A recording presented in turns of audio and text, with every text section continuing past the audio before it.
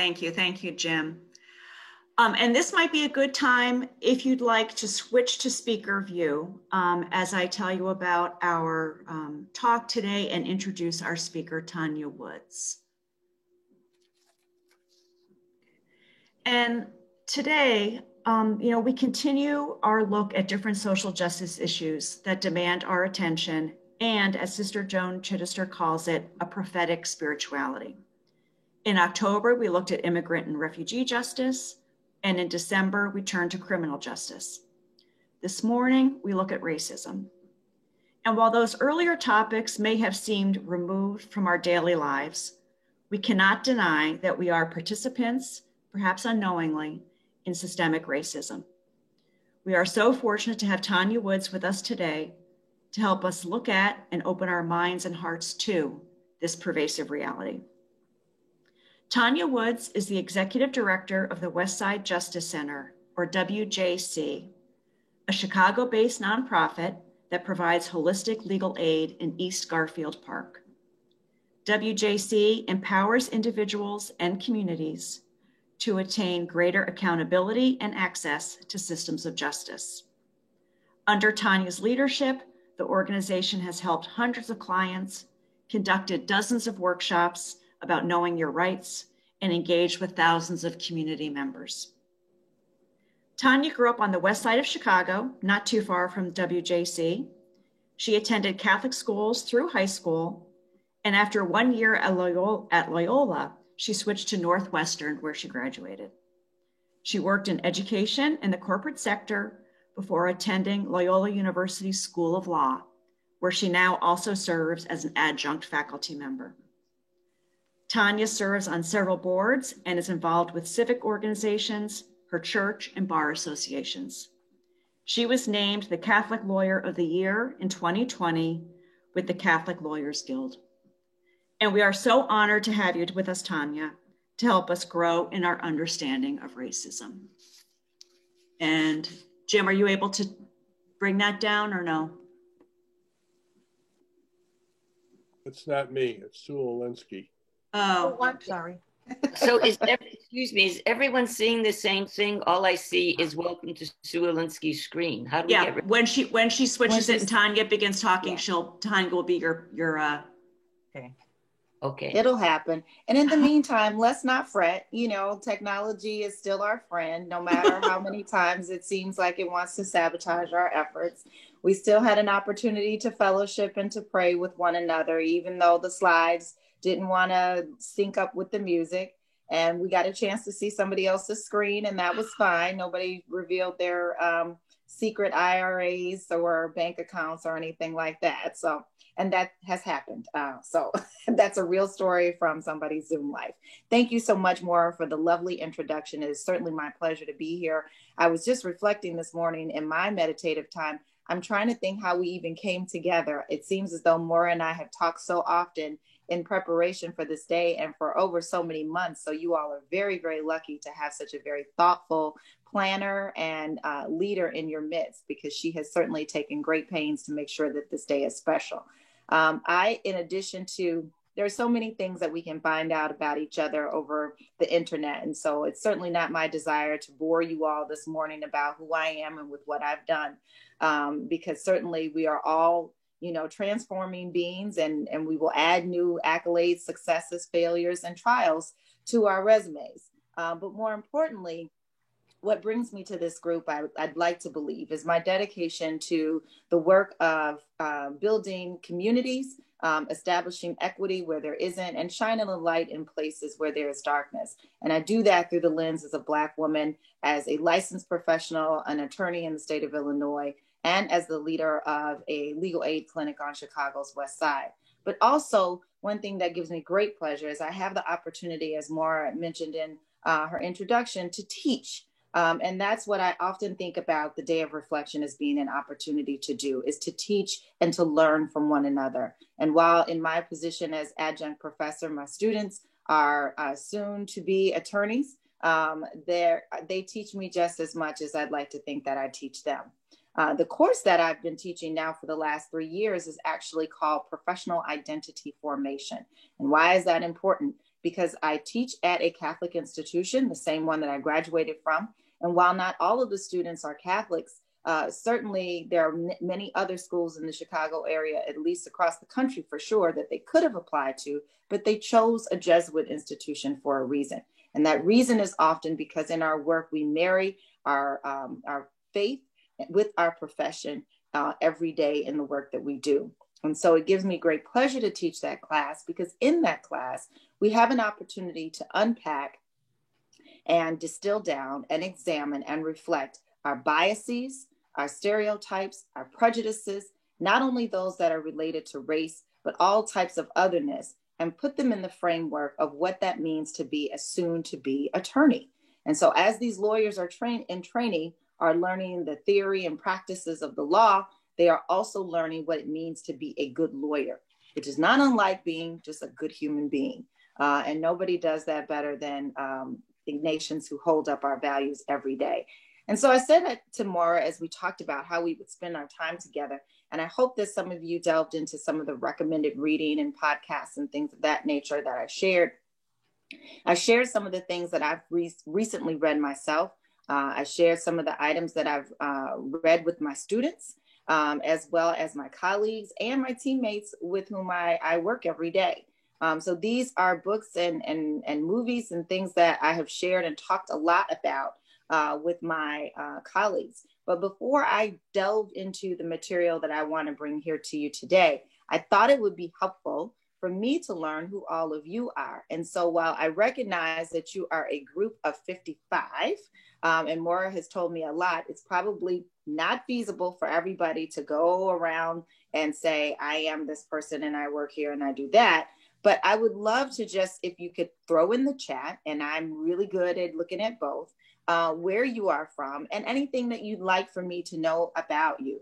But also, I'd like to hear from you today, since this is your day of reflection. What is it that you would like for me to bring that you hope to get out of this time that we have together? And that I would actually like to hear live and in person. So I'm pretty good at using the raise your hand feature and monitoring that. If you don't know how to use the raise your hand feature, like I've just done, feel free to just take yourself off mute and raise your hand like the good old fashioned way. And I'm happy to pick on you. So not pick on you, but select you. How's that? So I see a hand up by Susan McGowan. What are you hoping to get out of our time together today, Susan? You'll have to take yourself off mute so we can hear all those wonderful words.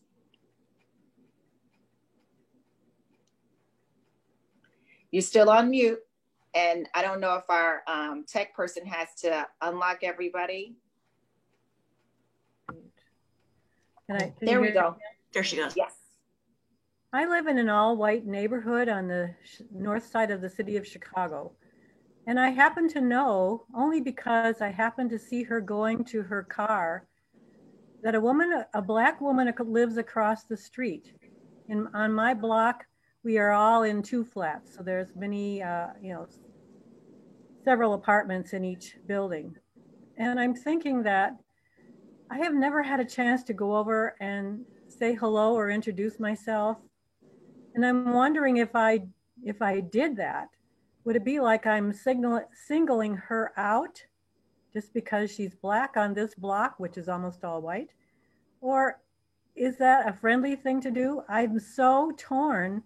I realize I don't have any idea about how to handle this at all. That's a great question. And so hopefully we'll have a chance to talk about when you're uncomfortable, what does that look like? And how do we, manage that? Anybody else? I don't see any virtual raise hands, so just chime in. Go ahead. I have a question that I hope you can address later. I've just been struggling with Black History Month and what we're supposed to be doing with that. Is that an insult that it's a month, or I haven't known how to address that? Sounds good. Black History Month. What do we do, or what are we supposed to be doing?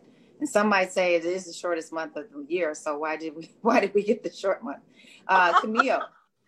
Yeah, an interesting situation similar to Sue, because my IBC ministries are not existing. I've begun doing Meals on Wheels. And half the client, a third of the clients are men or women of color, and the rest are white, all in some form of need. But this one in particular, we just clicked at the door. We don't go into anyone's home. But No, right, certainly. And when life was a little bit better, I invited her to lunch to a little restaurant in Lily White, Lake Bluff. And my struggle was, am I doing this to show off, to say, I have a Black friend and I'm bringing her here? Or, I mean, that was not my intent. Or is it just that I want to take somebody to lunch to my favorite restaurant where I live? But it caused you to pause. Okay, that's great. I see a gentleman at 847-313 who's off mute, and I'm not sure. Okay. It's Mark. Hi, Mark. Hi. I welcome you to rename yourself on the screen if you want to after you ask your question. Thank you. In some of the reading that I was doing in preparation for our time together today, it occurred to me in many places that when we say that we're not racists, the opposite of that is to say then that we are anti-racists or anti-racism, which to me would suggest or indicate that we should be effectively dismantling whatever it is in our society, in our structure, that perpetuates racism. And maybe if you could just talk about some ideas, some action items that we could think about doing ourselves to achieve that. Thank you for bringing that up. That is very relevant. Okay. Yeah, absolutely. It's a very relevant term and very apropos. Absolutely. Jack O'Callaghan. And I'll need you to take yourself off mute as well. I've noticed in the Tribune lately, and I'm wondering if it's real noticing or what it is, that the number of pictures in the Tribune seem to me to have changed from largely white to very largely Black people. And as I saw that and said that to myself, now that's a good example of your implicit bias, that you even notice that. But I wonder if others have seen that. It's kind of affirmative action, I would think, to single that out. What do you think of that? That's a great observation. And I would love for us to spend a little time talking about that. Absolutely. So those images in the media, and by media, let's think about just images in society, period, and how when they change, what are the things that we notice when they change versus what other people may have noticed all these other years when it was nothing else for folks to notice. Any other hands or anyone want to share? Donna and then Judy. Actually, Donna's my wife's name. Oh, and I was you can never be too sure, right? I know. Could have been Donna with a very short haircut. Anyway, my ministry, I work with an organization called L'Arche, which provides residence for developmentally disabled adults. And one of our core members is a person our age, a Black man who was raised in Georgia. And I know of his age, being his age, that he was raised in a terrible prejudicial situation in Georgia. At least I'm assuming that. I would like to talk to him about that, but with that, I want to be sensitive to his thoughts and feelings on this subject. Would I be prying by asking him about? So just talking, I hear quite a few people saying, how do I just talk to people who are different from me? But especially when I am white and they are Black, somehow that feels heavier than just talking a man to a woman or an older adult to a younger person. There's a weight that's in the room when race is introduced that may not be present when you're different than the other person. And it's Mr. Mead. It's not Judy. Stop it. There was somebody with Judy Mead on their screen. Oh, that's probably John Mead. But John, you need to unmute yourself. Hi, John. Nothing has changed. I'm still John. The name is wrong. They won't let you change the name. I don't want to change it. I don't blame you. You might break something. That is very possible here. Okay, go ahead, John. I grew up on the west side of Chicago in Austin. I grew up in Austin. And, you know, all of a sudden, the whole area changed. And there was white flight, you know, back in the, starting probably about 66, 67, 68. You know, all the people that lived around there, they're all good people and everything that we knew. Many of them were immigrants themselves from Ireland, Italy, Germany. But as a group, how did this group think take hold that everyone fled at the same time? Sure. And what was the thinking? I mean, many of us are not much different than our parents were. What gave rise to that?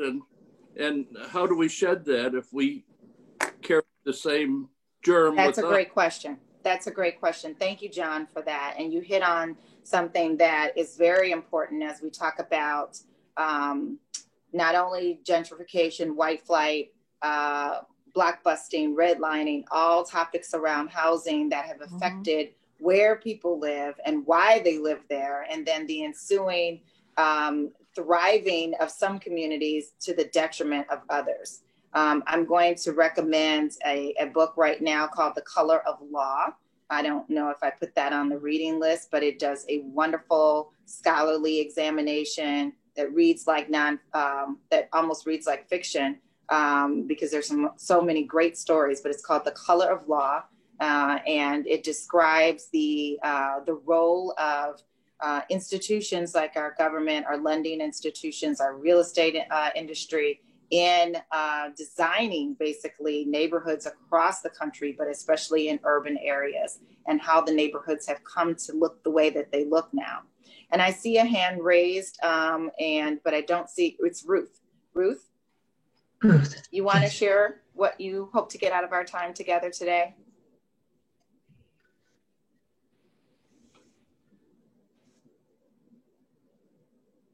Ruth, froze a little bit, so I wasn't sure whether to go ahead. Yeah, we can hear you now. Is it still okay to go ahead? Yes, ma'am. Oh, okay. I've been fortunate to live in African-American communities, and I've just found lately how sensitive and generous the community has been in trying to make things better. And I think about just the hardships that have happened, and yet people continue to be so generous with themselves. That's really remarkable. And yet I feel an undercurrent of silence on both parts, and that certainly came out in the readings that you suggested, the silence that continues. And I wondered if you could address some of that still. Absolutely. Thank you. And thank you for that, thank Ruth. If there are no more, I still encourage you to please introduce yourself in the chat. It gives me a good idea of who's in the room, and I'll get a chance to kind of scroll through that. And you can just tell me whatever it is that you'd like to share about yourselves. But these are some great starting points and gives me an idea of what your starting point as individuals are, but also as a group. I said to Maura as we were beginning to shape today's time together is that, you know, one of the suggestions I often make, sometimes it's heated, sometimes it's not, is if you are dealing with a homogeneous group that is primarily cisgendered and white and over 50, find somebody from that demographic to have this conversation. Why? Because you speak the same language, you have many of the same background and upbringing, and you'll be able to see each other in your speaker, whoever is bringing that information. And oftentimes when we as quote unquote experts, subject matter experts on whatever the subject matter is, we understand why we're being asked because we've had that lived experience. And that's what quote unquote supposedly makes us the experts. But there are some topics that we can learn just as much from each other. especially from people who have already kind of, as we say, drink the Kool-Aid, right? Who have had a transformative moment, who've had a change of thinking and of heart, and be able to then share in language, in a shared lexicon and a shared experience, what that transformation looks like, and be able to evangelize in some way others, right? Does that make sense? And so Maura suggested, no, we want you. And I said, okay, I'll come. But what I won't do, because it would be a disservice to us all, is we will not in an hour unpack all the social ills of this country and others. We will not solve all of the systemic racism problems, nor will we all have a transformative moment, unlike Saul who changed to Paul along the road. What we might have is just a moment to indeed just reflect. And if all of us can leave this call today and just have had that moment to reflect, then that will be a success as far as I'm concerned. But I am not asking for overwhelmingly changed hearts or changed minds, because we didn't get here overnight. We didn't come to form our opinions and beliefs overnight. They were taught to us. Many of those beliefs and opinions that we have were taught to us by people who we respect, our parents, our church leaders, our peers, our teachers. And so certainly not in one conversation with me, if some of those beliefs are stayed in our hearts and in our minds, would I ever expect that they would change overnight? But what I do hope is that there is a book that either I've already recommended, or a podcast, or even just something as simple as how we started our time with music today, that I invite you to even share in another music form or genre, and open your heart to listening to another opening song that you may not know, that still celebrates our shared Catholic and Christian tradition, and what that might be like. And those are all ways that we can begin to have that change of mind and change of heart, if indeed that is what we want to do. And so I'm going to start there as far as what we want to do. One of the books talks very much about, and I think this is Isabel Wilkerson and Cass, about just the desire to transform or change. Not everybody wants to change. Not everybody wants to see themselves as being part of what one of this participants just shared. What is it that I need to do? What should I be doing during Black History Month? Am I not okay just the way that I am? I don't even know what's expected of me. And as many of you talked about, I have a Black neighbor, or I have a Black client, and I just don't even know where to begin. And so removed from that conversation is just beginning to look at what is it that we want to change, if anything, and then where do I begin? And so the Day of Reflection offers us an opportunity to do that, to think about a transformation that we even want to invite into our hearts as Catholics. And this is very much the same exercise that I do with my students at Loyola when we talk about biases and being a better lawyer when they finally graduate. What are your beliefs about other people? Whether the other is expressed as race, the other is expressed as gender or sexuality or economic background. And more often than not, we tend to think a lot about race in a silo without thinking about all of the other things that are integrated or intersect with race and how we came to that. So I love the gentleman that talked about, I'm from the West Side, from Austin. And probably at the time when I was in Austin, you weren't there. And that gentrification that you spoke about, and we call it the G word around social justice places, because in many places it's often a very dirty word, and that it transforms some communities, but to the detriment of others. So there is, through gentrification, a reinvestment in some communities, but it's often on the backs of other people who have lived there for many, many years and raised their families there. And so when you find the G word happening in communities, especially those on the West Side and on the South Side, where at once upon a time, say 30s, 40s, even up to the 50s, Black people weren't even allowed to live. And then very quickly that changed, and some of the reasons why. So without unpacking that subject, going back to the transformation of mind and heart, we must start with the question of asking ourselves, do we want to change? And if so, why? Your why might be, I want to know how to talk to my neighbor across the street without seeming like I am patronizing in some way. What would happen if that neighbor across the street, if that person looked like you, but you realized that unlike all the other neighbors on the block, you had not met that person? There would be zero trepidation, because you would understand that you all probably have something in common, maybe same schools, maybe same upbringing, same background. Those same things may be true for the Black woman who lives across the street, but you'll never know unless you give it a shot and actually try to have that conversation. And there's certainly nothing wrong with saying, I'd like to learn more about you. I have a great story, and I'm of that age where now everything I know is told in stories. But some of the work that I do at the Westside Justice Center, I get to partner with a lovely organization called the Resurrection Project. They're located in Pilsen, maybe just a few miles south of us. We're in East Garfield Park, they're in Pilsen, and we weren't even aware of each other's work until we came together, thrust together, actually, to lead up a statewide program that lifts up the work of community-based legal services across the state. We invest in them, we give them a grant, we plug them into best services, we create small work groups, and do whatever we can to allow them to continue to do the work they're doing at a community-based organization. My partner, her name is Eddie, and I don't mind sharing that. She's Mexican. She is second generation. And she didn't know until she applied for college that she was brought over by her parents illegally. So she's one of the dreamers. She cannot go to law school and apply to be a licensed attorney because of her status. She cannot leave the United States because of her status. And so her vacations go from California to New York or to Alabama or to Michigan, and never to leave the four corners of these contiguous United States. But in that work that we do together in bringing justice programs across the state, we spend a lot of time in our car driving back and forth to Springfield or across the state, visiting our agencies and our partners and people that we just want to share our work with and invite into our coalition. And in those long conversations, we ask ourselves or ask each other questions that we probably wouldn't ask other people because we're not comfortable.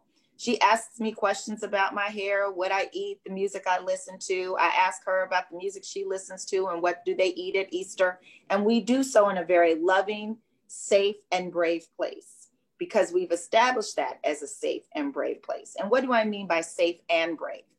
We often hear a lot about safe places. And to be honest, we talk about safe places as being the places where we're not made to feel uncomfortable. Well, of course, we would all like that. But there are some topics that are just plain old uncomfortable. A brave space allows us to talk about the things that are uncomfortable in a way that we don't penalize one another. So the safe place allows me to show up as my authentic self, a Black woman raised on the West Side, 2 children, widowed, whatever I choose to identify myself as. And if I say things and bring my authentic self that may rub you the wrong way, make you feel uncomfortable, maybe even hurt your feelings, that we've created a brave space that we can still do that and walk out of that space still cordial, still colleagues, still familial, and still building a space for us to come back and have a second conversation. And that's the difference. We've begun to lean so much on safe places that we've stopped saying the brave things in an effort to be politically correct or not to hurt someone's feelings or not to appear as though we are bigots or biased because we just want to be liked. But a brave space allows us to have those difficult conversations with one another. It allows us to admit our ignorance and know that we won't be judged for that. It allows us to ask what we think are the seemingly stupid questions, but ask in a way that's not patronizing, demeaning, demoralizing, or marginalizing. And you know the difference. Your gut will tell you the difference between reaching out and touching someone's hair and then actually saying, that's an interesting hairstyle that you have. Your compassion will allow you to say, what traditions do you engage in over the Christmas holiday? Here's what me and my family do. That's authentic sharing between 2 people that may have differences versus making crass comments, or more importantly, allowing crass comments to be made in your presence and not calling people out on it. And so the expectation or the desire to change must come first. When you've made the decision that you want to change and want to have that transformative thinking, how do you guide yourself through that process? And I've been lucky enough to be able to talk more than I ever thought I would be invited to talk about our Catholic social teachings, which is great. So just not unlike the gentleman who noticed the images in our media, and he's reading the Tribune, have changed a lot. That's certainly no accident, right? all of the images that we're seeing around, a friend and I were talking the other day, and we said that we've noticed more biracial couples in advertisements on television. I see a lot of nodding heads. I can tell you growing up, there would not have been an interracial couple at all. Mary Tyler Moore wasn't even allowed to sleep in the same bed with her husband, let alone a Black person marry a white person. I also came up in the era of the Darling decision. And so there was a time not long ago when it was absolutely illegal for race mixing. And so this is in my lifetime as a 52-year-old woman. I know people who are the children of mixed race couples whose parents were not allowed to marry lawfully. And so I say that to say that in so many spaces, I'm fortunate as a Catholic woman that we have our Catholic social teachings to help us guide us through when we've made that decision to say, yes, I'd like to change. Yes, I'd like to be transformed, mind, body, and spirit. Yes, I want to be a part of ending and eradicating systemic racism and not just giving lip service to it, but I'm not sure where to start. And so I invite you on this journey as we unpack our Catholic social teachings, which allow us basically, I feel, is a roadmap to anything that we might be grappling with. What does our church teach us about how we should interact with the human beings that we share a human race with? And it is through that lens that I believe, rather than the social construct of race or even gender, that we look at how we should treat one another. If you want to learn more about gender and race as a social construct, I got some books on that too. But essentially the premise is that we were all created in the image and likeness of God. The skin that we wear, the way our eyes are shaped, where we come from, and what meaning we ascribe to that are all factors of our society. They are rules that we have made up along the way, that we've decided that we will buy into and agree with. Does anybody, by a show of hands, remember being taught in school somewhere that there were 5 races? Caucasoid, Negroid. Okay, some of you remember that. So I remember early in biology, there are 5 races. Maybe there's 6, I don't know. But it lined up very neatly with what I saw. But then there were some people I wasn't so sure as a child. And I was like, well, what about those people? So if Negroids came from Africa and Caucasoids came from the Caucasian mountains somewhere around Russia-ish, right? And then there was this other category of people that were kind of Asian, Indian-ish. It all seemed kind of arbitrary as a kid, but it was in the book. And it's what we learned, and we took it as gospel truth. No matter whether or not people that we met along the way didn't seem to line up in those categories, that was what we accepted to be true. Later, you read some books and you realize some scientists needed to kind of put people in a bucket for reasons of their own. And voila, we all accepted that as the truth. Luckily for us, we have one Catholic social teaching called the life and dignity of human beings, right? Of the human person. And we often think about that as being the Catholic social teaching that teaches us about our beliefs against euthanasia, our beliefs against abortion, and other forms of desecrating the human body and the human person. But also within that is recognizing and lifting up just the dignity of all human beings. If we start there in our conversation about race, where could that potentially lead us? That's a question for us all to reflect on. If I literally decided to throw out the window the racial constructs that I had been taught, and instead decided to look at every person as a human being, what would that look like throughout my day? So I encourage you to do that exercise. Just try on for a second. The people who wanted to talk to Camille, when you want to talk to the gal who you open the door all the time, Meals on Wheels, and you want to start up a friendship. What if you just decided not to think about her race for a moment and treated her as a human being? Now, let's not confuse this with color blindness, which is another wayward road that we can find ourselves on. How many were taught America was like the Catholic, not Catholic, I was reading a quote, the melting pot, right? We were all mixed in there together. I can almost hear the songs being played on the acoustic guitar. And what that did is said, my ethnicity or my experiences were not important. And so I want you to not look at them. I want you to ignore them and kind of see me as just like a transparent person. And that's not what we want either, right? We're looking to lift up the dignity of the human being in whatever form they come in, and still within that container, be able to see them as a human being. So I don't want you to look past the fact that I'm a woman. I don't want you to look past the fact that I'm African American. I want you to see all of that. But more importantly, I want you to see the humanity and the Christ within me.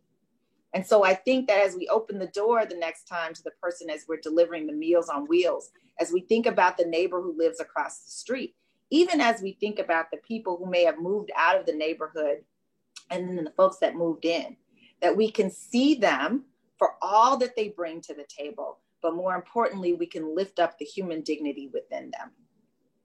The next thing I wanted to talk about, and I'm going to just pop over to the chat for a second because there's so many good things in here and I don't want to miss any of them. Great. Okay. So many of our books, one of the comments says, so many of our books on Catholic social teachings, you're thinking they're going to talk about race and social justice, but they don't.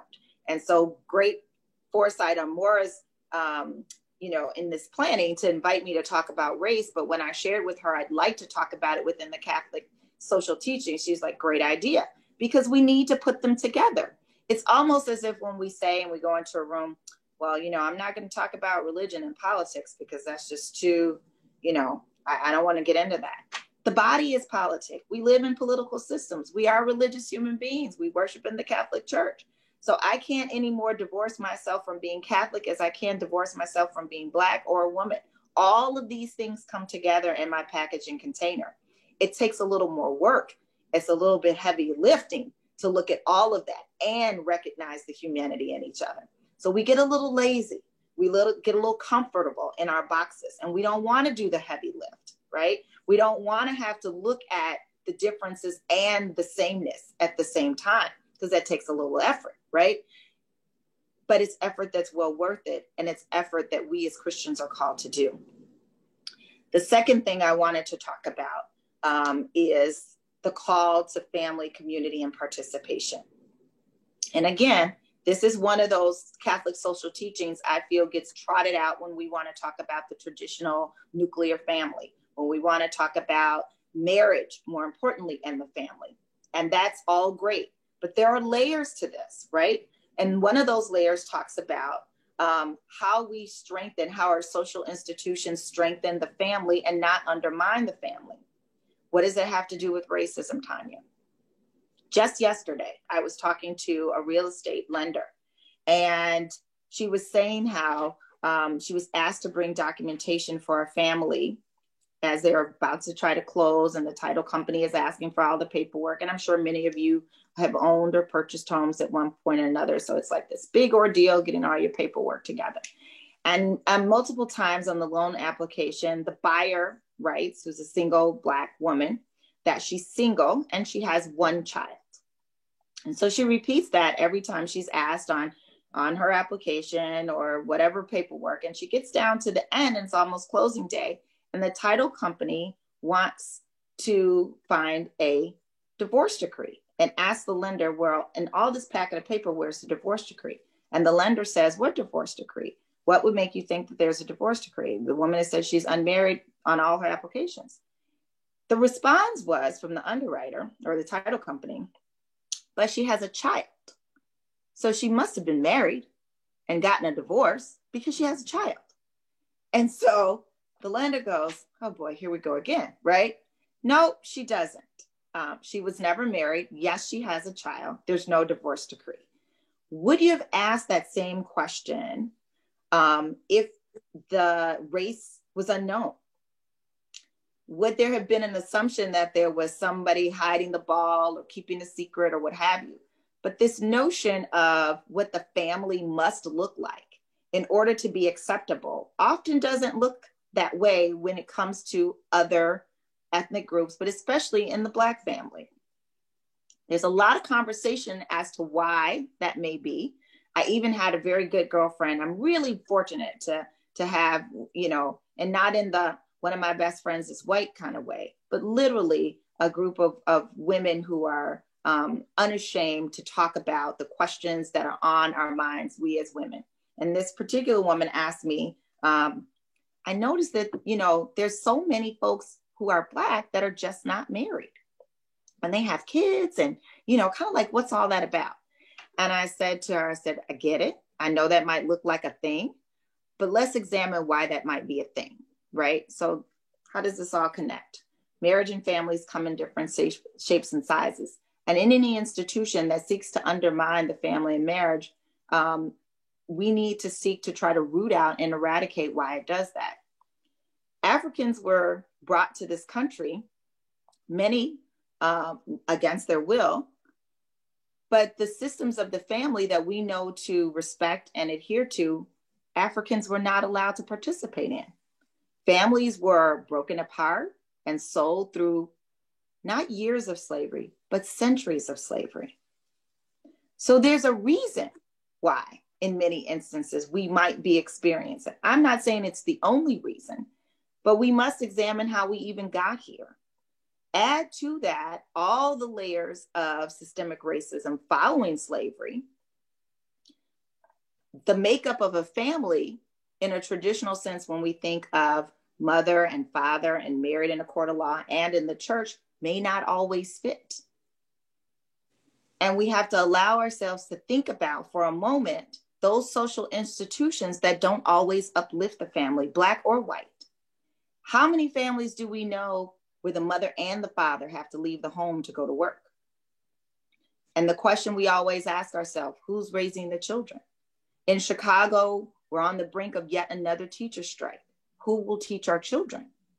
So we're all called to look and examine all of our institutions that do not support and undergird all families, regardless of how they are configured. And there are certainly ways in which the Black family is under siege in ways that other families are not. Criminal justice reform, we're at higher rates of going to jail and remaining in jail for longer periods of time. That seeks to undermine the family. When women leave and are removed from the home, the entire fabric falls down. If a man goes to jail, he leaves a woman behind to do his work. When a woman goes to jail, she leaves behind another woman to do her work, and oftentimes girls. And so that's a lens through which maybe we've not looked at before when we think about the human family and the call to family, community, and participation. The next one is the rights and responsibilities. And that's one that we often think about when we think about social justice, right? That our Catholic tradition teaches us that we have to work towards building, upholding, supporting human rights, not just our civil rights from one country to the next, but our human rights. And while we do spend a lot of time talking about the right to life, we also must talk about human decency and how we treat one another. And again, the connection for me between that and systemic racism is as plain as the nose on my face. But for others, it may not be as plain. But luckily, when we're asking ourselves, do I want to change? We have our Catholic social teaching to say, there is a tradition that teaches us that the human dignity can be protected and a healthy community can be achieved if and only if human rights are protected. Why is it that when we often think about human rights, we think about something happening in another country, someplace else? But when we say civil rights, then immediately race comes to mind here in this country. And just think about that for a second.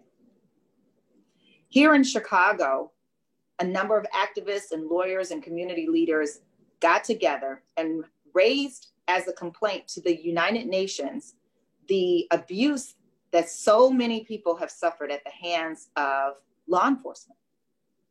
Not what we suspect, not what we've heard about, not what we just think, but documented proof has risen at least now, finally, to the attention of the United Nations as a violation of human rights. Because no person, regardless of what color they may be, should be tortured or abused under the color of law. And so as we think about the next time someone brings up a matter or an issue that relates to human rights, think about how that might inform how you think about civil rights and racial equity and inclusion and diversity. We have a responsibility to each other, not only in spaces of social justice, but criminal justice, health justice, environmental justice, just the right to have children be able to go out and play in a big enough yard or in a local park. There are yet still children who don't have that right. Communities that live behind factories that pollute the air. So a pregnant woman is breathing toxic fumes day after day after day because she lives behind an Amazon distribution plant or a factory that was torn down in the middle of a pandemic. These are real things that are happening right here in Chicago that we have to think about and that are happening all over this country. So luckily, we've got our Catholic social teachings to give us yet another lens to think about. The next is one that we often talk about, is the option for the poor and the vulnerable, right? So this is an easy one. This is the low-hanging fruit, right? This doesn't take a whole lot for us to think about. How does this connect with systemic racism and our desire to transform our thinking and to break down systems that support systemic racism?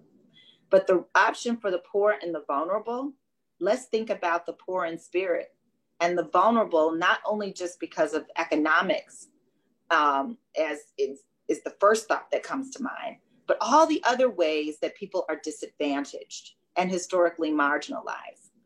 And for those of you who kind of do the math, think about how that's compounded daily, those inequities that people suffer every day, the inability to get a quality education because of the neighborhood you live in.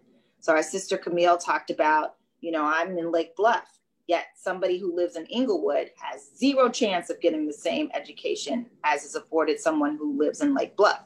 Why? Because we've all somehow or another bought into the system that my property taxes pay for my public education. And if you want a better education, then you have to pay for it. Now that may sound like politics mixing with my religion, but this is how all of this works together. None of it works in silos. And so if your Catholic social tradition teaches you that that's inequitable, then you have a right, nay, a duty to do something about it in the other spheres where we can make decisions about that. And so that child in Inglewood or that child on the west side in East Gulfport Park who starts out already being born in a hospital that doesn't have all the bells and whistles, who is relegated to attending a public school in a neighborhood that doesn't have high quality teachers, the pipes are going to burst in the wintertime. There's never going to be enough air conditioning in the warm months. That child has to somehow or another overcome all of that, perhaps growing up in a crime-ridden neighborhood, maybe in substandard housing. And we somehow want that child to competitively compete for a spot in a college or a university. And many may even not want that child to have any weighted anything on their application to afford them to get a better chance through affirmative action programs or any of that. And that child then one day will have to grow up with the child who was afforded all of the things that he was not and compete on somehow a level playing field. And if we don't think that all of that compounds and then compounds by generation, then we are not doing ourselves a service and we are putting blinders on where there's truth. So when we go back to that guiding question about, do I really want to transform myself, my thinking and systems? This is one of those ways in which we can think about the poor and the vulnerable in a different way, and especially when we talk about race. The next one I wanted to talk about is the dignity of work and the rights of workers. Kind of back to that child who grew up in Inglewood, doesn't get the same education, not afford the same opportunities for colleges and universities. And there's still a pervasive thinking in this country that sheer will, hard work, and determination will get you across the finish line. And while certainly that is a component of our success, it certainly is not the sum total of all of the factors that go into someone's ability to be successful. And how do we define success, not only in this country, but globally? And so many of our young people are now redefining and reshaping what success actually looks like. If you're like me, that meant you get job, you marry a great guy, couple of cars in the garage, and a house. I still live in the house that my husband and I bought over 25 years ago, going up on 30, yikes. So, you know, for all intents and purposes, it could look like I am living the American dream, not unlike many of you. Yet I could probably write a whole book on all of the injustices that I have suffered to get to where I am now that have almost become just part and parcel of the life that I lead. Many of us will often say there's no such thing as a microaggression. They're all aggressions, right? They're all aggressions against us, but we've learned to live with many of them. And we even have to teach our children how to live with them. I know many of you have heard the driving while Black. And Ruth, I see your hand. I don't know if you have a question or if that was from earlier. Okay, that's okay. But the driving while Black is a real thing that we actually have to teach our children, right? It's not something make-believe. This past summer, my son was finishing his senior year at college in Stanford. He was evacuated like so many others from his college and university and sent home, ejected, I say, in many ways. And he got off a plane looking about as scared as the day he was born, not knowing what the rest of school year was going to look like, let alone his prospects for employment after senior year or any of that. He made it out in one piece. He graduated on time, and he actually landed the job that he had been planning and interviewing for. And so it all kind of worked out in the end. But during that summer, he was one of the individuals who was found protesting downtown. He had a group of friends, and they all came to my house to kind of plan what they were going to do and how they were going to demonstrate.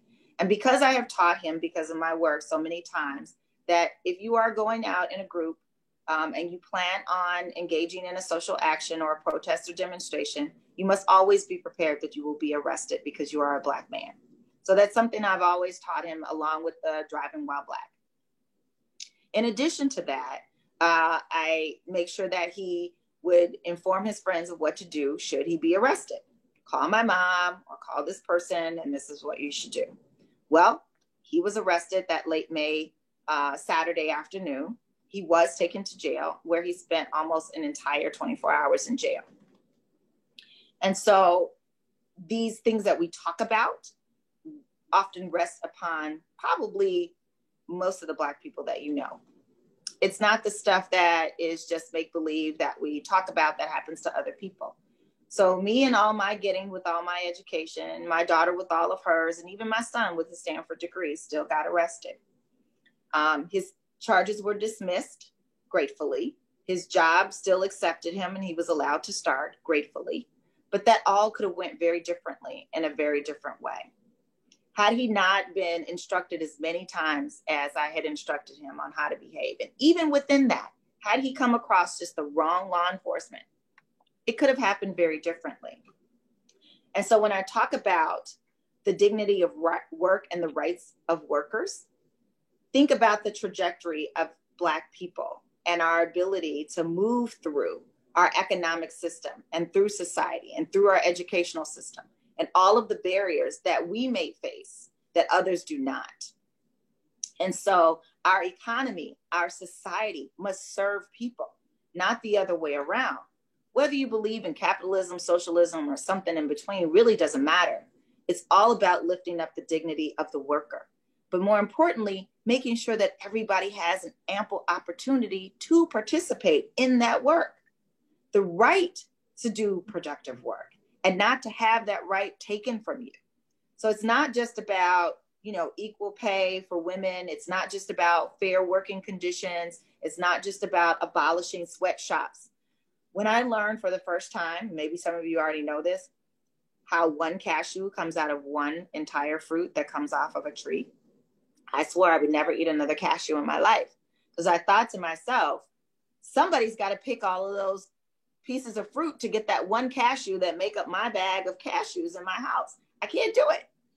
So think about for just a moment, what it takes to have you live the life that you lead, and all of the people that are involved in that supply chain. And do they have the opportunity and the right to engage in productive and safe work, whether it be working in a safe neighborhood, being able to live near your work, I've never worked any farther than an hour and a half from my job, but I've never thought about that as actually a privilege that I have that so many others do not.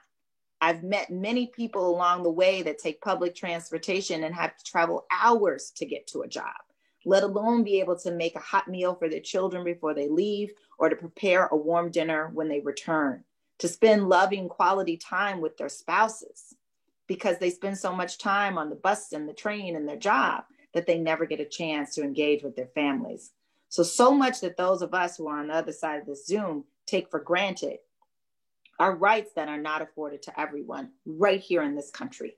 We don't have to look overseas or across the pond or below the border to find inequities in our economy, in our society, that rob people of the ability to work when they want to work.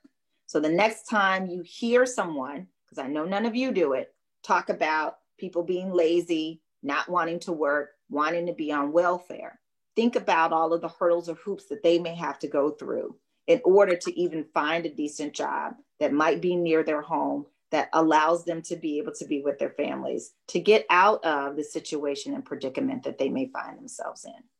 And I challenge you, Sue, as you talk about people of color, certainly we are talking about all people of color in some conversations.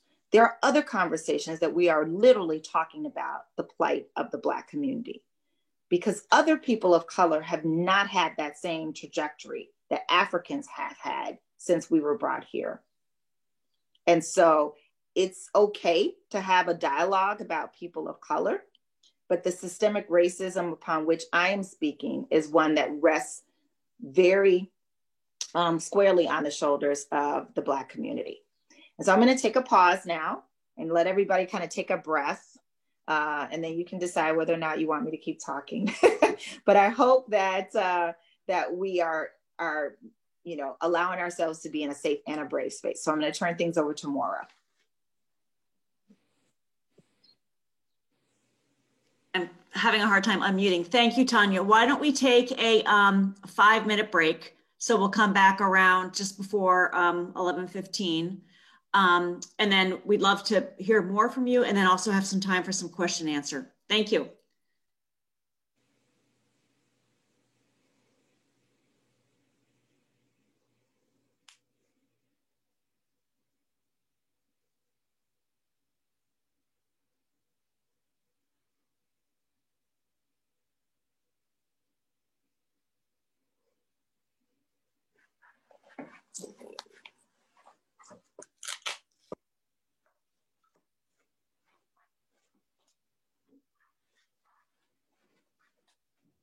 Hello.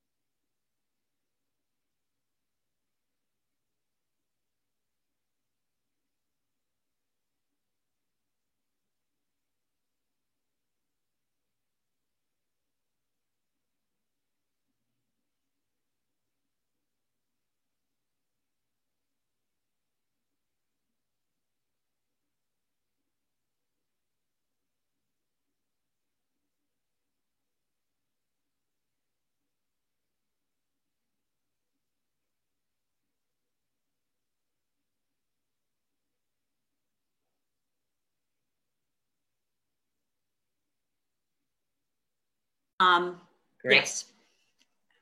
I think it takes some time. I'm recording it to the cloud, and then someone at our national office cleans it up a little bit, and then it'll come back to us as a link that I can distribute. Thank you. That's wonderful news. Sure. And I was laughing earlier when you were talking about changing John Mead's name. I read yesterday that there's a kid who, when he's on Zoom for school, he changes his name to Reconnecting. So it looks like he's having technical difficulties and can't connect, so that he doesn't get called on. Maura, I'm Yes. going to go dark because my friend is getting a little grumpy, and so I'm just going to go dark. But I'll be here. Okay, good, Peggy. All right, let's return to Tanya. And so we've got about my brain's not working. 20 more minutes or so for you to finish up your thoughts, and then take some questions if you have time. Thanks. Okay, sounds good. So where we left off, we were talking about the dignity of work and rights of workers, and how everyone is not afforded the same opportunities to work. And so where we find that there are those types of injustices and inequities, it's our responsibilities as Catholics, informed by our social teachings, to do something about it. And we can ask ourselves what kinds of ways we can do that. But the fact that you're even asking yourself the question about what role I might play in that. So you might be thinking to yourself, well, what are some of those ways? If you're still working and you have the ability to make hiring and firing decisions, or mentor, or donate to organizations that invest in making sure that they invest in human capital that is diverse, that is inclusive, and fosters a sense of belongingness.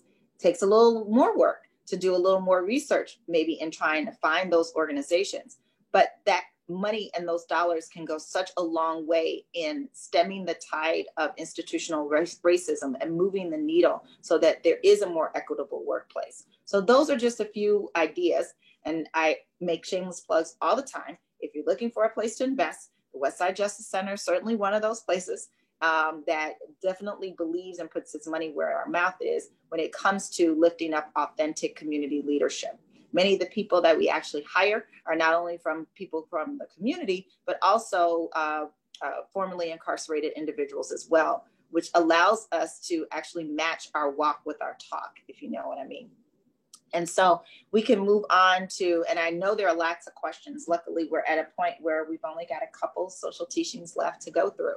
Solidarity should again be one of those ones that's low-hanging fruit. I would expect everybody is writing about solidarity because again, we're a human family that joins together everyone, whether it's our national, racial, ethnic, ideological backgrounds. We are in this one human family and should see ourselves in solidarity with each other, not to the exclusion of our ethnicity or our race or our background, but allowing that to just be one of the lenses in which we see each other, and that we are again are connecting with the human spirit, that we are uplifting the Christ in each of us, even through the lens of gender and race and ethnicity and socioeconomic background. But often when we talk about solidarity, not unlike human rights, we somehow or another think of this as solidarity with other people who live in other countries or in other places that are far flung from where we are. But solidarity is finding common ground with the person who lives across the street, with the person that you serve the meals with the person that you don't know anything about, but you're just curious about. And there is a line between just being curiosity for the sake of being curious, right? And then there's a line that says, I'm actually humanly interested in who you are. If you are one of those persons that might just be a busybody and you're just curious, my late husband used to say to me all the time, yeah, you say you're looking through a sociological lens, you're just nosy. And I said, you're probably right. I'm probably a little nosy. I own it. I find everybody fascinating. One of my guilty pleasures is looking in everybody's house now on Zoom. I love it because it allows me to be nosy and I don't get penalized for it. But I don't have a malevolent intent in my body at all whatsoever. I'm literally curious about how people live, what pictures they have on their walls. You see pictures on my wall. I've got a great tapestry here that I got from Senegal on one side, and a print that's a common print. It's a funeral march that's in many, many people's homes. And I wish it was only the original, but it tells you a little bit about who I am. You see these bright colors behind me and yellow and blue. So that might give you something else to talk to me about. Those are the really easy ways that we get to know each other, that we find solidarity and common ground in one another. I love woodworking. So I'm always looking at people's wooden curio cabinets and china cabinets and dining room tables. I actually have my grandmother's old china cabinet as a piece of furniture in my bedroom because I loved my grandmother dearly. And I can remember playing in the china cabinet, which I wasn't really supposed to do, but putting little teacups and things and hiding them in the china cabinet. So now all of my prized possessions are in that china cabinet in my bedroom that I get to wake up to every day. I love books. So for folks like S.Q. Ross and Jim Sweeney and Sharon, books and Jean, I'm loving looking at people's books. And what am I thinking? I'm thinking, what are they reading? What kind of stuff are they interested in? I should be paying attention to the Zoom right now, but I love looking at their books. So my intent is actually finding other common ground with the other person, not a curiosity for curiosity's sake. Sometimes your intent can be misread when you are a person from another race or another background that has historically been associated with oppression or bringing down another race or another background. So let's use the example of the hair part, right? So for the longest time, and this is not a statement on whether or not you like museums or not, but oftentimes for a large part of our kind of American history and just history in general, our explorers would go off on a ship somewhere and find something really cool and exotic and different, and then take pieces of it and bring it back, right? Then it kind of turned into trade and some other stuff. And then museums kind of came about because they would go pluck other things and put them in places where now I don't have to get on a boat or a long trip to go see those very exotic and interesting things. I can see them in the museum in my own home. Well, there's a movement now of a lot of folks of trying to reclaim those artifacts because some people believe that they were actually stolen, right? In an effort to just assuage your curiosity. Wow, I'd like to see a teepee. So let's put a teepee in Chicago in the Museum of Natural History. Boy, I'd love to see some original jade art from, you know, the Ming Dynasty. Let's go take some and put it in a museum someplace. And let's do this in museums all over the world. Well, that's what we call kind of appropriation of folks' culture, right? We see it every day when we think about songs and trends, whether they be styles of fashion or styles of music. So there is a line of which you must be paying attention to in this conversation of either appropriating culture or inquiring about culture in a way that seems like it is merely a curiosity, not unlike maybe some of those earlier explorers who kind of took things and brought them back and made more of a spectacle than an understanding of how other cultures live and work. And even in that cultural exchange, let's assume everybody had the best of intents in mind. How we do that now, we know differently, that we can do better. We can ask questions in a way that's culturally sensitive.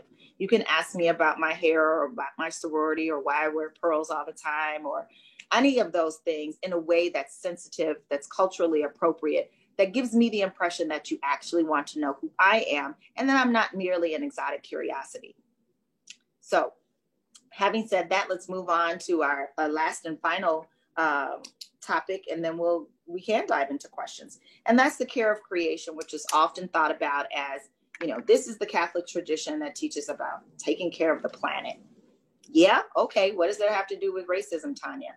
Well, remember that example I gave you about how some children and some pregnant moms may not have the opportunity to enjoy God's creation in the same way that the rest of us do?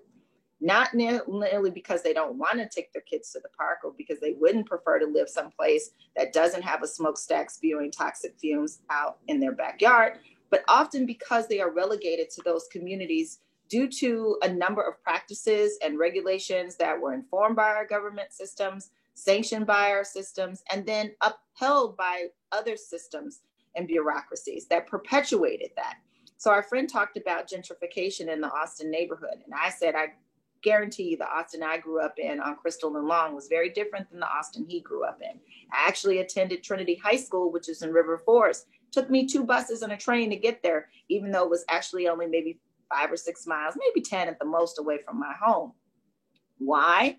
because my neighborhood didn't have a bus that actually could go from the city to the suburbs. I had to take 2 buses to get to the edge of Oak Park, then jump on a train, and then another bus to get me to River Forest. Not everybody has that opportunity. Not every family has the resources to pay for a Catholic education.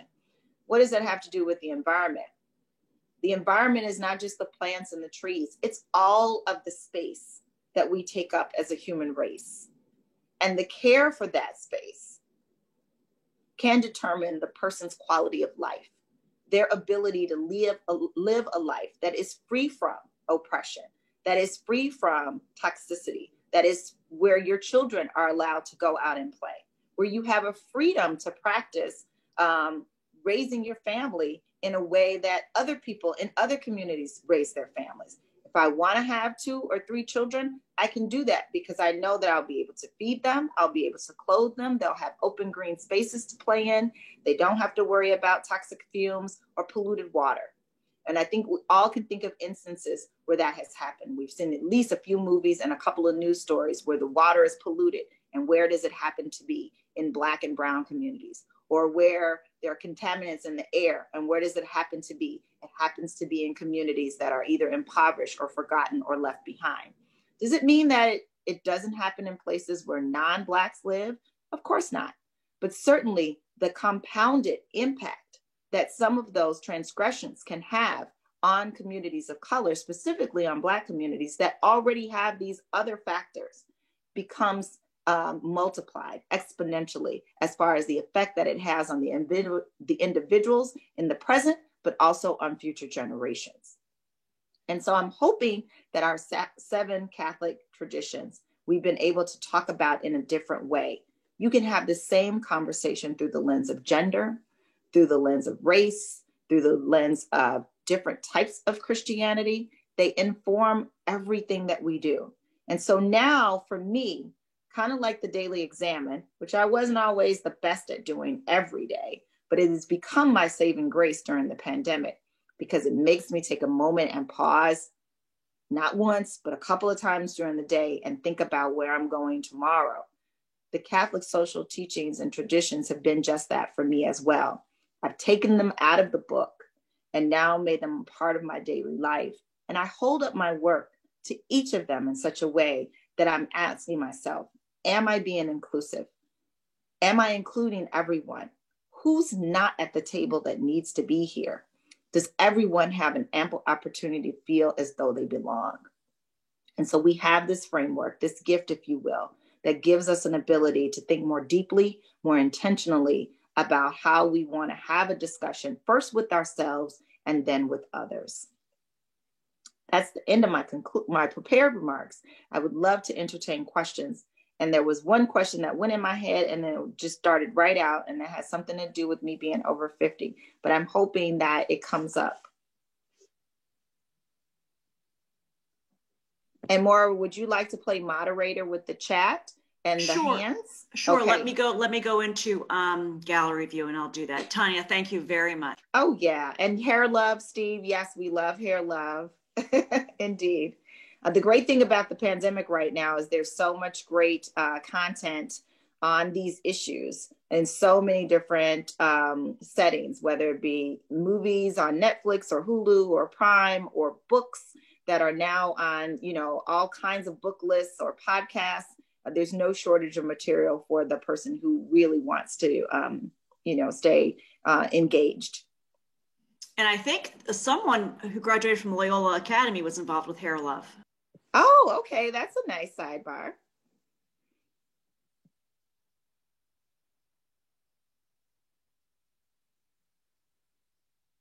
So I can either jump into the chat and take out some questions, or there we go. Feel free. Okay. Why don't you start with some of the questions there on the chat, and then if we have time, people can raise their hand for additional. Okay, sounds great. And so Sue talks about it being sad and frustrating that not being able to get people of color on leadership levels across the board. And that actually starts with conversations like this, Sue, right? For the 80s, the cry was, we don't know any Black people that are qualified, right? And so there was a big movement to find in schools and universities where talent existed. And yet that's still an outcry that we hear in all sorts of professions, whether it be law school, medical school. We don't know where they are. Well, now people who are really trying to be transformative in their thinking and dig a little deeper and work a little harder realize there's an entire network of historically Black colleges and universities. Voila. So if you're ever looking for people who are wanting to study to be a doctor or a lawyer or what have you, and you just so happen to be looking for someone who's Black, there's an entire network of colleges and universities that you can dig into, among so many others. And so where there's a will, right, there's a way. And so similarly, through the efforts of Representative Chris Welch here in the state of Illinois, there was a legislation passed that said that, you know, companies doing business in Illinois had to have a certain percentage of their boards that had people of color. Sue is clarifying, and she's talking about the Cardinals Advisory Board.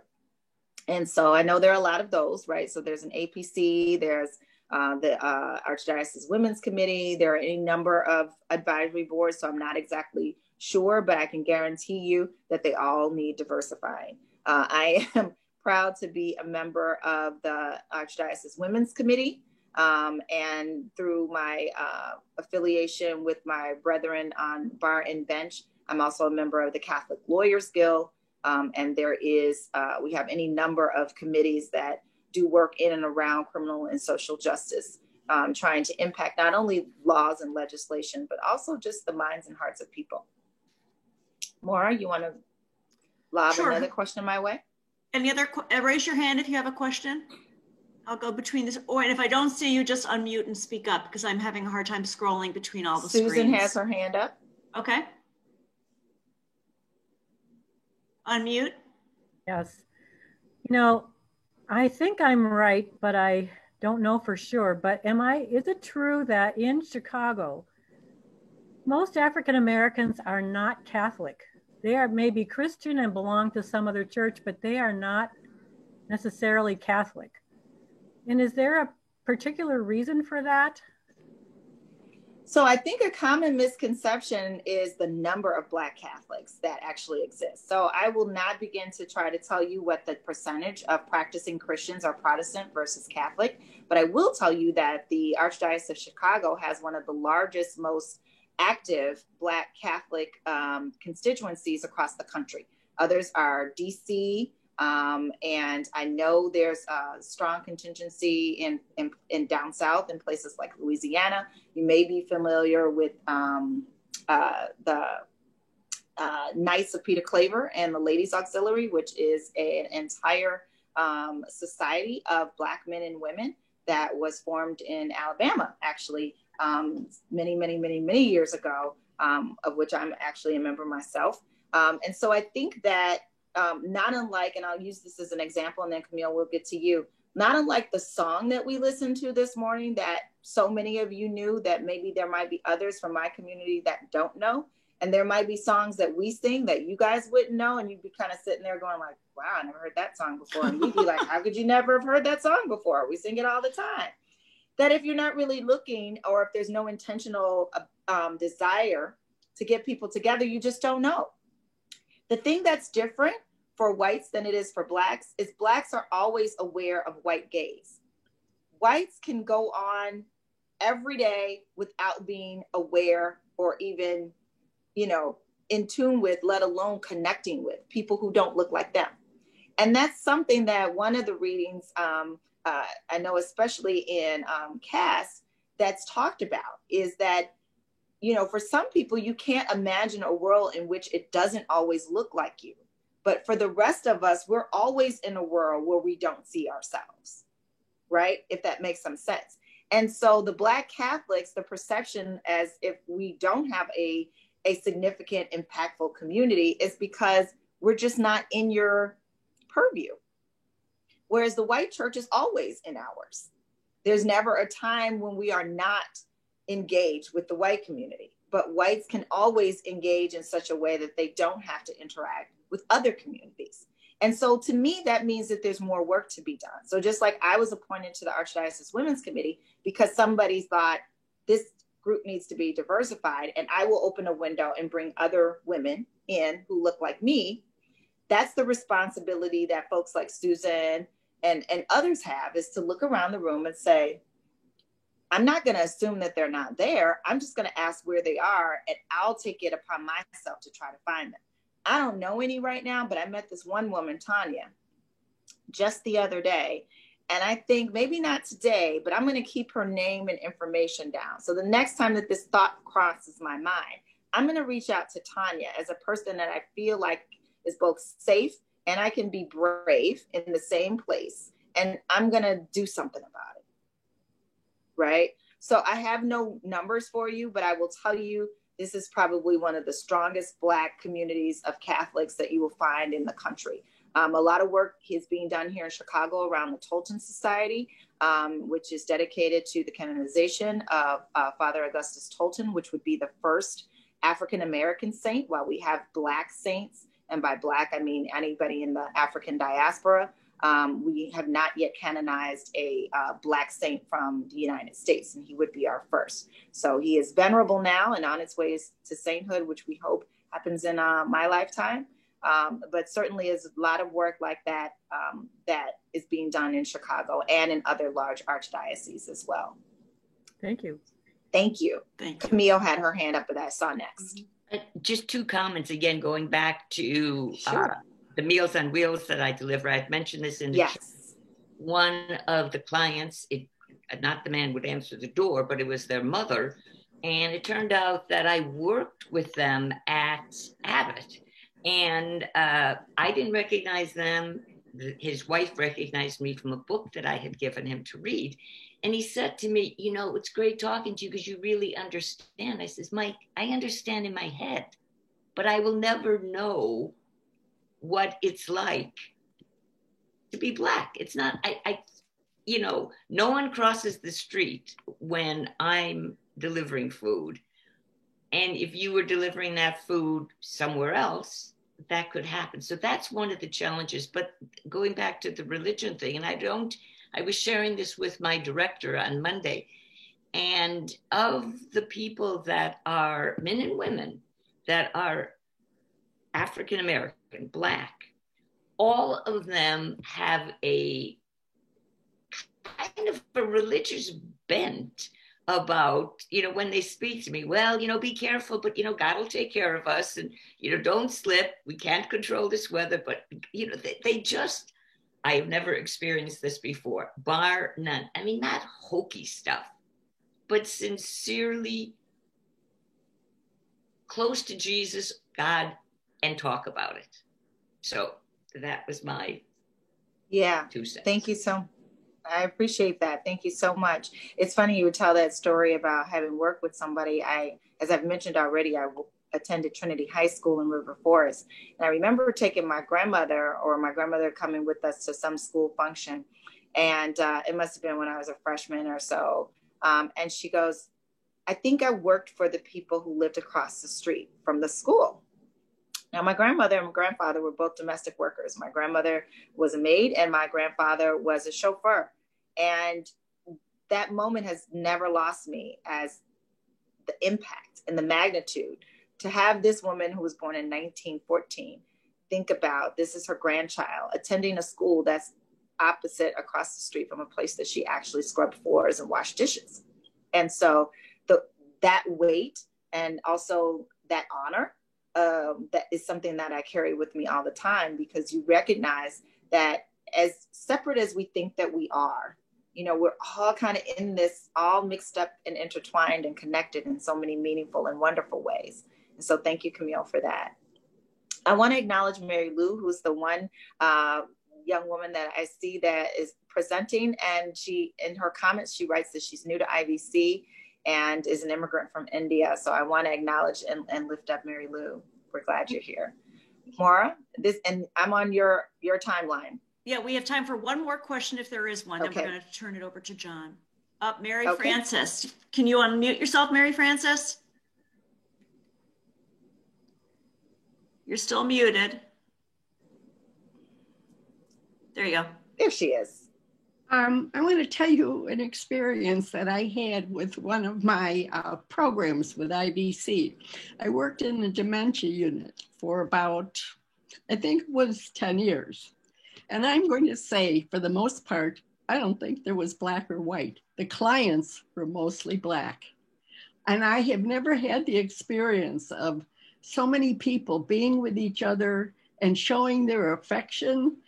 And that was totally new to me. You don't see that in the white group at all, but in the Black community, you did. And I don't think anybody of the clients themselves, I don't think they thought black and white. I think that maybe not. Now, many of them were well into their disease, but they could have conversations and they could still do a lot of things. I think that some of the clients who were more articulate yet, they weren't a part of that. But that was, I've had many. Well, Mary, go ahead. I'm done. No, thank you for that. I just want to, you know, kind of lift that up and say Mary Frances is illustrating what I was talking about, race being a social construct, right? So it's only rules that if we all buy into them that say this person is less or this person is higher. You know, I'm not going to retell Caste, but if you didn't get a chance to read it, please do, because she really unpacks that, you know, it's only if we all buy into it that it makes a difference, that somebody's less or somebody's less unfortunate but what happens when we buy into it is that it then has an impact that we all feel. And so until we get to a point where we can, as one of the participants mentioned very early on, that we all see as our personal responsibility to deconstruct and tear down those systems, starting first with ourselves and our own hearts and minds. And then wherever we have an opportunity to serve God's community, that where we see it, we root it out, we shine a light on it, and that we don't allow others to participate in our midst. Tanya, thank you. I think it was a commercial I saw about a year ago where it was a young Black man and he's like, my name is Jim.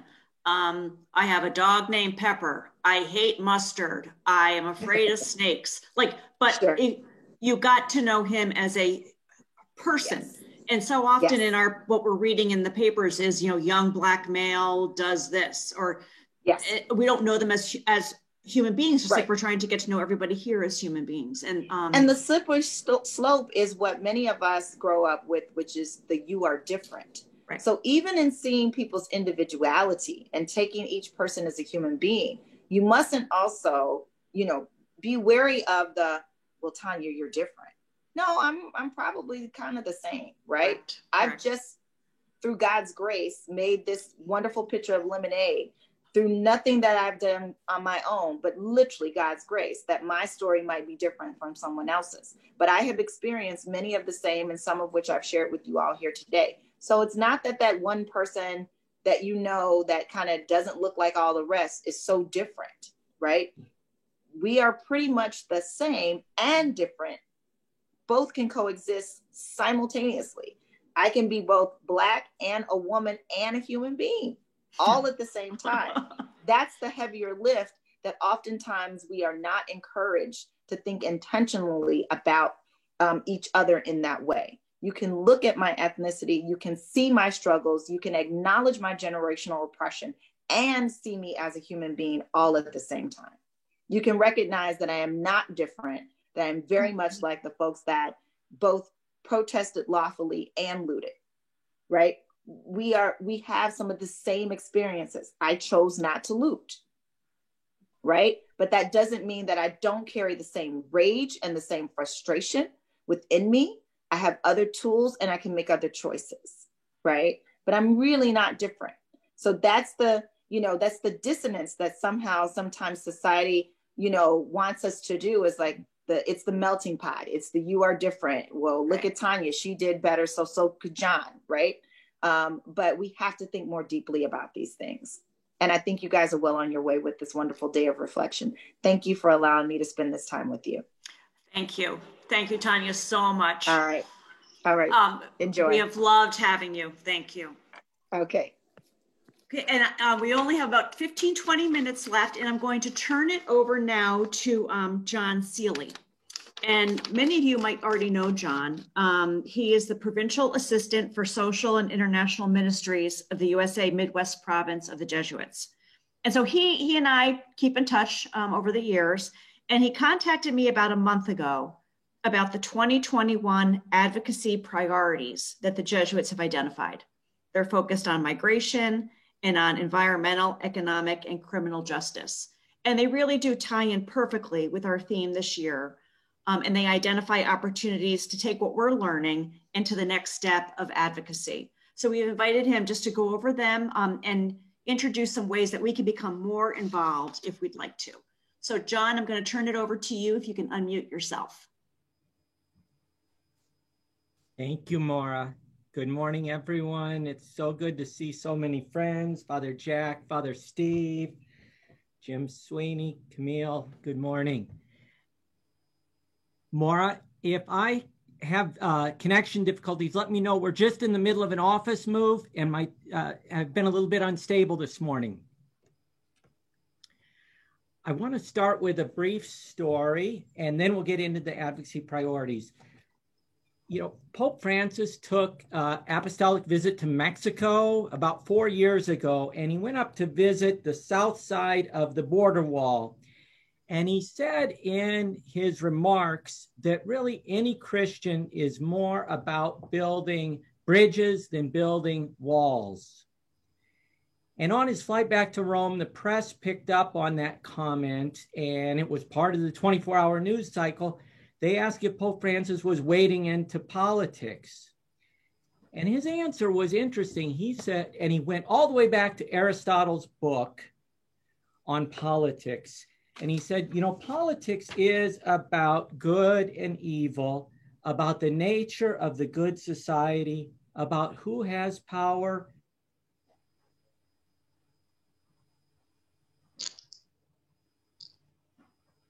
You just went on to mute, John, somehow.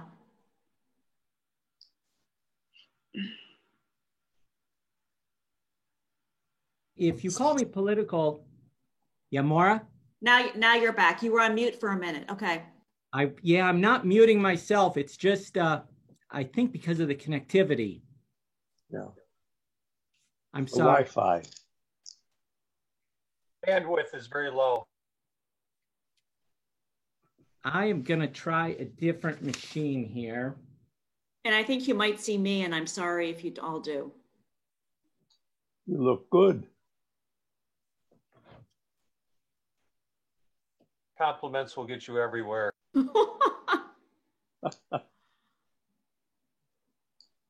Maura, he might use his phone. Yeah, that's an idea. John, would you prefer your phone? Or you can keep trying again. Yeah, the phone's a good, reliable source. Yeah, I will try the phone. So do you need to, you don't need to unconnect then, okay.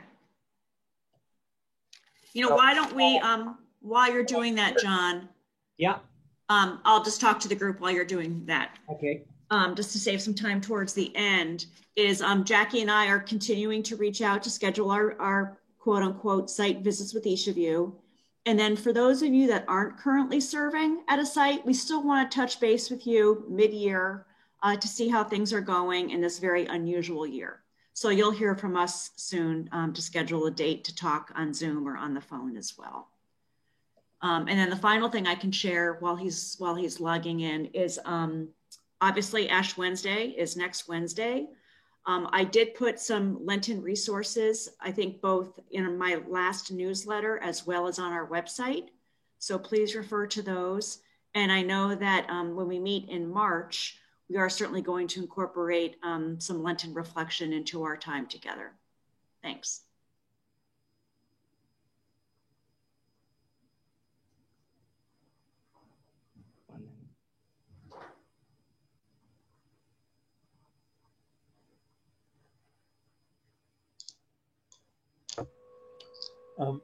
Quick question. With our family being with us, I've had exactly 0 time to read, but I'm wondering of all the books that were that we could have read on our list, what perhaps might be the one book that I'll want to do, which I'll be able to do come June.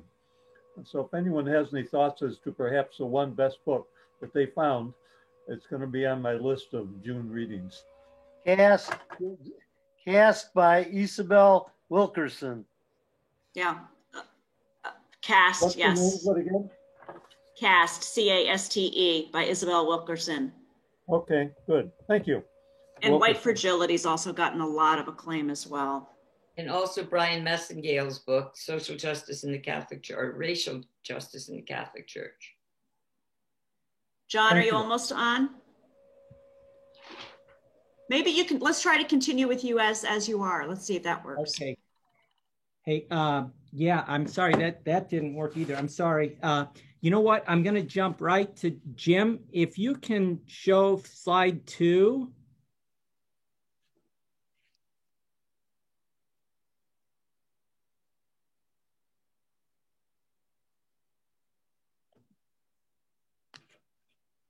Slide 2, Jim.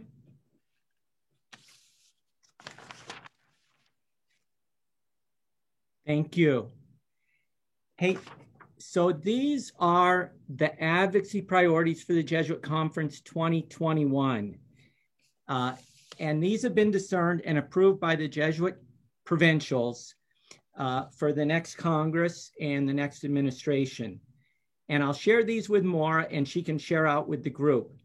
But they are in the area of environmental justice, economic justice, criminal justice, and migration. In terms of environmental justice, it will be to accelerate the transition to a clean energy, to mitigate climate change, to re-enter the Paris Climate Agreement, which has been done already through executive order, to return to a regulatory path that is in line with the principles of stewardship and justice, to invest in sustainable infrastructure for all communities, particularly those of low income, rural, Native communities, which have historically been underserved, and provide additional funding to communities most impacted by environmental injustice. In the area of economic justice, it will be to enact robust COVID economic recovery package that focuses on those most in need, and to reverse regressive tax cuts in favor of a more progressive tax code that increases the rates for those who can't afford it and expands refundable credits for lower income families. In the area of criminal justice, to reverse policies that have led to mass incarceration, to enact meaningful policing reform that is restorative and community-centered, to improve re-entry, to improve implementations of compassionate release provisions, including re-entry programming, to repeal the federal death penalty, and to stop federal executions, and to increase Pell Grants to incarcerated students. Finally, in the area of migration, the fourth point, it's to protect asylum seekers and restore the refugee resettlement, that is part of our tradition. And thankfully, incoming President Biden back then on November 12th at a JRS 40th anniversary gathering, phoned in for part of that and said he was going to restore the quota, which he's done, from 10,000 per year up to its historical average, which is more like 125 per year, 125,000 per year. Reform border security, interior enforcement and detention, to enact comprehensive and humane immigration reform, expand COVID relief to all, and support migrants beyond the US border. And Jim, if you just move to slide number 3.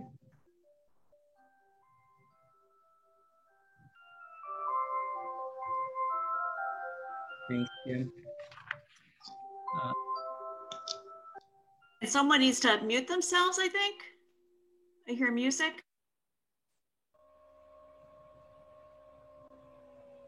And the resources for this would be the Jesuit Conference Office for Justice and Ecology and the Ignatian Solidarity Network.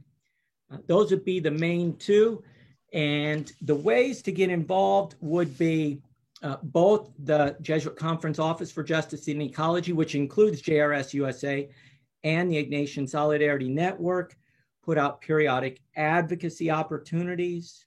You'll also find opportunities for to stay up to date in terms of sign-ons, which the Jesuit Conference has endorsed and promoted or originated, and public statements that have been made to help guide our policy decisions and actions going forward. And I'll share with Maura, and perhaps you've seen this. This is a guide that was put out before the last election. It's called Contemplation and Political Action, an Ignatian Guide to Civic Engagement, which I'm grateful IVC co-sponsored along with other national Jesuit networks. And it was useful before the election to help groups discern the important issues, but even more so, I think, after the election, because that's really when the relationship building and the advocacy begins to help bring our voices to decision makers in our defense of the excluded, in our defense of the environment, and in support of Catholic social teaching. So I'll share that around with Maura too. I think it's good both before and more importantly after the election. We do have periodic virtual advocacy visits with elected officials. We had one with Senator Durbin in Illinois over the summer with a few Jesuits in formation, a social work instructor at Loyola, Father Dan Hartnett, who some of you know, and that was especially in regard to COVID relief for communities that have been left out, especially in that case, immigrant and refugee communities. We had similar calls, I think, with 3 other senators in the Midwest, again, with Jesuits and lay colleagues. If that's of interest to anybody, please let Maura know, and we can keep you posted if there's meetings in the Illinois or Chicago metro area. That most of those are being done virtually now just because of the pandemic. I think that's about everything, and I know we're almost at time. I'm sorry for the difficulties at the beginning. I'd love to visit a little bit more to give, at a later time, to give a little bit more perspective on, the Ignatian approach to advocacy, kind of what we try to keep in mind, how we discern these 4 issues apart from all issues that are out there, and ways that we can bring our faith perspective to our public lives. So thanks, Maura. John, thank you. And I'm sorry that we had some difficulties as well. Camille, did you have a quick question? I do. John, isn't it the Ignatian Spirituality Network that also has a Lenten resource? They do. Yeah, I thought I signed, right. There's some heavy hitters in that. So that would be very good. Yeah, thank you. That's a network of parishes, universities, high schools, Jesuit nonprofits, Jesuit national organizations like IVC, JVC, et cetera. Yeah, that kind of is the boots on the ground for the Jesuit Conference in a way in terms of advocacy. Thank you again, John, and you're welcome back anytime. Thanks, Maura. Thanks for all that you do. Take good care.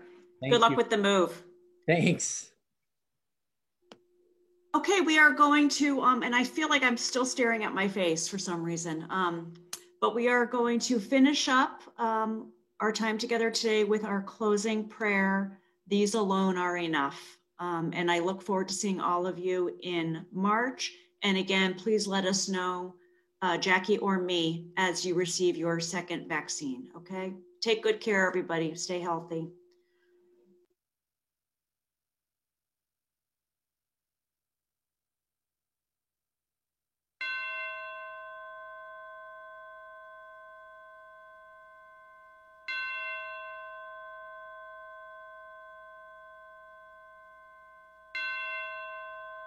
Take